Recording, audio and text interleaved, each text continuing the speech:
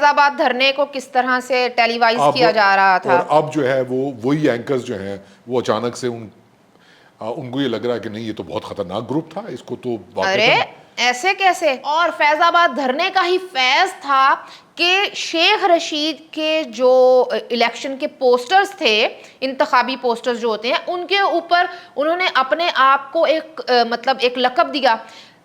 आमिर लियाकत हुसैन जो फौत हो गए हैं उनका उनके आप इंतखाबी पोस्टर्स देखें, इमरान खान। अच्छा ये तो फिर मैं फैजाबाद धरने की बात कर रही हूँ, मैं इससे भी पीछे चले जाती हूँ।